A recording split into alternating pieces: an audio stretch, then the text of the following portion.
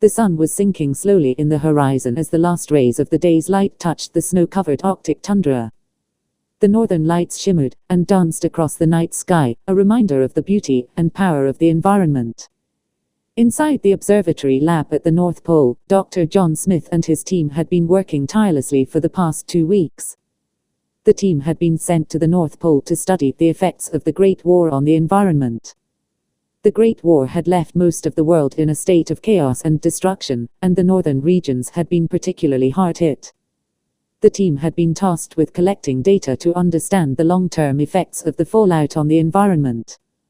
Dr. Smith and his team had been working in the observatory lab for 2 weeks, but had made little progress. The data they were collecting was slow and inconsistent, and the team was beginning to lose hope. Suddenly, the team heard a loud rumbling noise outside. It sounded like a herd of some kind of animal coming their way. Dr. Smith rushed to the window and peered out into the night. He could see a herd of mutated creatures walking slowly towards the lab. The creatures were some kind of mutated polar bear. They were huge and their fur was matted and patchy from radiation. As the herd approached the lab, Dr. Smith and his team could see that the creatures were carrying something in their mouths. The creatures stopped right outside the lab and dropped their cargo. Dr. Smith and his team rushed out of the lab and inspected the pile of items. It was a pile of scrap metal and electronic components, all of which had been heavily damaged and corroded by the fallout. Dr. Smith and his team realized that the scrap had been collected by the creatures from the nearby ruins. They knew that the creatures had been scavenging the area, looking for anything that could help them survive the harsh conditions of the post-apocalyptic world. Dr. Smith and his team quickly began to sort through the pile of scrap. They found several items that could be salvaged and used to help the team understand the effects of the fallout on the environment. Dr. Smith and his team worked through the night, salvaging whatever they could from the scrap. By morning, they had enough data to understand the long-term effects of the fallout on the environment. Dr. Smith and his team returned to the observatory lab and began to analyze the data they had collected. After days of hard work, they had a clear picture of the effects of the fallout on the environment. The team presented their findings to the government, and the world was shocked by the magnitude of the damage done by the Great War.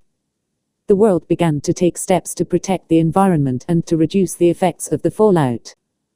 Dr. Smith and his team had made a significant contribution to the understanding of the fallout and the environment. They had also made a small, but important contribution to the survival of the creatures that had brought them the scrap metal and electronic components. Dr. Smith and his team had made a difference in the world, and they would never forget the experience of working in the observatory lab at the North Pole. The air was crisp and cold as the sun rose over the horizon, the sky slowly fading from deep blue to a lighter shade as the snow glistened in the sun. It was a sight that would have been beautiful if not for the knowledge that it was the only thing to be found in this desolate wasteland. Dr. Harold Long, a scientist working at the South Pole Observatory Lab, stretched his arms out wide as he looked out over the snow-covered landscape. It had been almost a year since the nuclear fallout had spread across the world, and he had been living in the lab ever since. He hadn't seen another living soul in months, but he was determined to find a way to survive and make the most of the situation. "Good morning, Dr. Long," a voice called out from behind him. Harold spun around to see a figure standing in the doorway.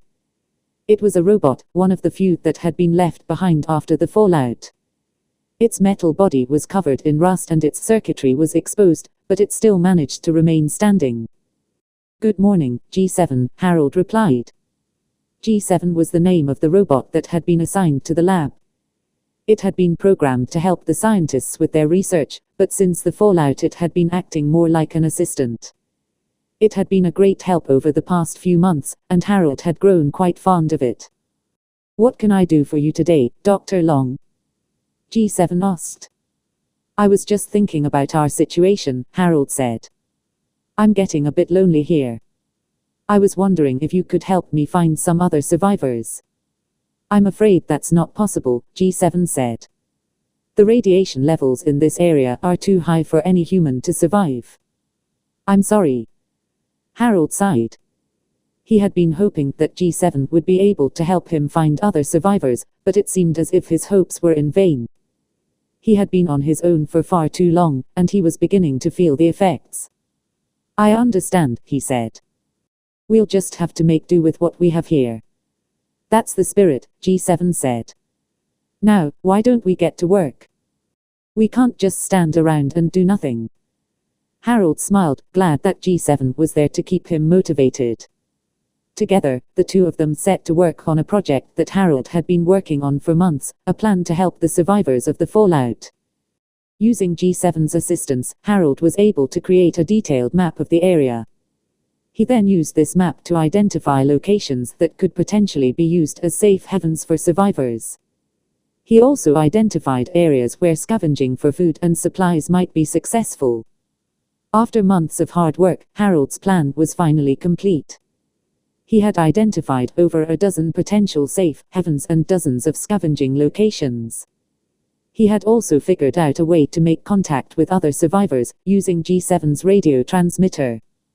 "I think we've done it," Harold said, a satisfied smile on his face. "Indeed," G7 replied. "Your plan could make a huge difference in the lives of those who survived the fallout." Harold nodded, feeling a sense of accomplishment.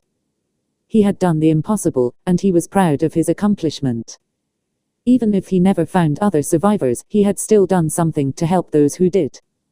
With G7's help, Harold was able to spread his plan to other survivors. Word of his plan spread across the wasteland like wildfire, and soon survivors from all over the world had begun to flock to the safe havens he had identified. Harold was happy to see that his plan had been successful, and he was even happier when he heard that other survivors had begun to form communities and build new lives for themselves. He was glad that he had been able to make a difference, even in this desolate wasteland. Harold and G7 continued to work together, helping to build a new and better world for those who had survived the fallout. Together, they had made a difference in the lives of countless people, and for that, Harold was grateful. The stars shone brilliantly in the night sky, a blanket of light that illuminated the darkness. From the International Space Station, the view was breathtaking. Commander Anderson couldn't help but marvel at the beauty of the night sky, the stars twinkling and glimmering in the blackness of the void. It was a sight that never failed to take her breath away. But it was also a reminder of the dangers of the world below. Commander Anderson was all too familiar with the stories of the fallout that had plagued the planet. She had heard all the tales of the destruction, the devastation, the death tolls that had been inflicted upon the Earth. It was a tragedy that she had witnessed firsthand when she had been stationed in the Middle East. The memories of that time still haunted her, but she had to be strong.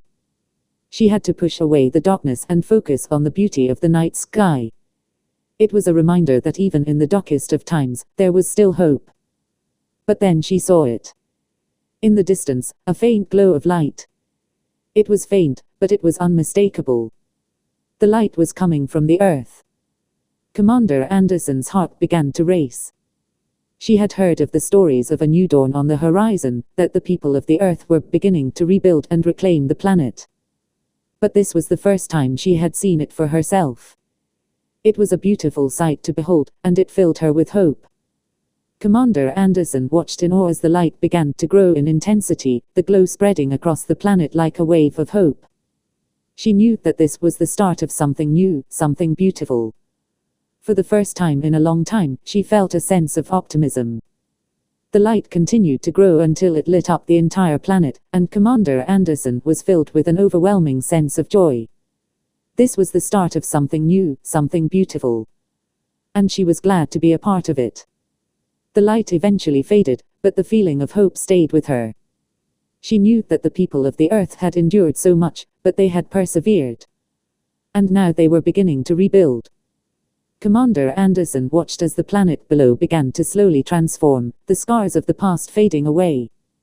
She knew that the world would never be the same, but she also knew that it would be something even better. It was a new dawn, and a new beginning.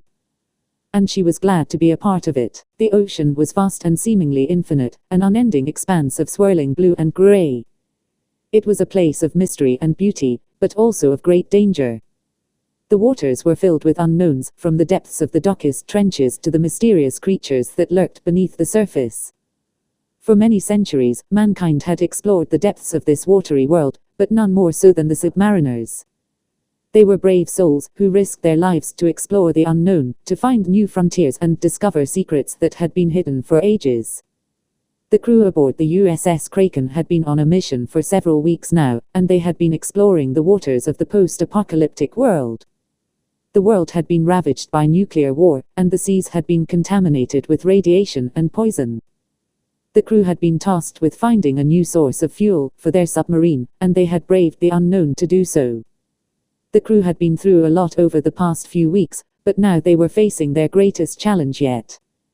They had been sent to investigate a mysterious signal coming from the depths of the ocean, and they had no idea what to expect. The Kraken had descended into the depths of the ocean, and the crew had been met with an eerie silence. The further they went, the more the silence seemed to press upon them. It was a daunting feeling, and none of them could shake the feeling of dread that seemed to be growing inside them. Finally, after several hours of searching, the Kraken had arrived at their destination. It was a place that none of them had ever seen before, and it was a sight that left them speechless. The waters were crystal clear, and the submarine had come to rest in the middle of a massive city that seemed to have been built by some unknown civilization. The buildings were tall and majestic, and the streets were lined with ancient monuments and statues. It was a sight that none of them had ever seen before, and it was a place that seemed to be completely untouched by the ravages of war. The crew of the Kraken had no idea what they were looking at, but they knew that they had to explore it. They cautiously made their way through the city, exploring its mysterious streets and structures. As they did, they found evidence of a civilization that had been here long before the war had begun. They found scripts written in a language that none of them could understand, and they found ancient artifacts that hinted at a culture that had been long forgotten.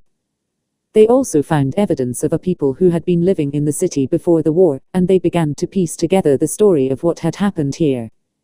It seemed that the city had been built by a race of people who had been trying to escape the ravages of the war. They had built an underground city, and they had used the power of the sea to protect them from the radiation and poison of the nuclear fallout. The crew of the Kraken had found a new home. A place where they could live in peace and safety, away from the ravages of the war. They had found the remains of a lost civilization, and it was a place that they could call their own. The crew of the Kraken had found a new hope. A place that they could call home, and a place that would provide them with the resources they needed to survive and rebuild. They had found a place where they could start anew, and they were determined to make this new home a better one.